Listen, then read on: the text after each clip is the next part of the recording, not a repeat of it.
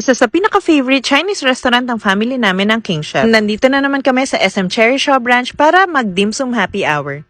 Sulit to kasi may mga selected dimsums na naka-discount during their happy hour. Imagine itong one of the best pork siomai from 125, 95 na lang. Yummy bean curd rolls from 155, 120 na lang. Isa sa pinaka-favorite ko dito sa King Chef itong chicken feet nila from 125, 85 na lang. Some people ayaw nitong chicken feet pero for me, ang sarap-sarap. Itong version ng King Chef ang lambot and perfect yung sauce.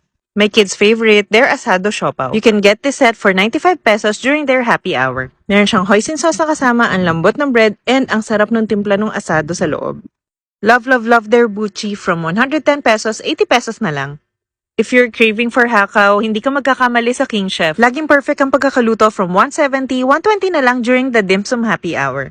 For matchang lovers, masarap ang matchang ng King Chef From 120, ma-avail nito at 85 pesos. Hindi to kasama sa promo but we wanted to taste yung mga rice bowls nila para may rice na rin kami. This is spare ribs with 8 spices rice. Very tasty, thick cuts ng pork. Isa sa pinakamasarap na sweet and sour fish fillet itong sa King Chef for me. Mapaparami ka ng rice dito. Lagi kaming happy tummy pag nagkaka-chance na pumunta during their dimsum happy hour. Pwede nyong ma-avail yung selected dimsums at a discounted price daily from 2 to 5 p.m.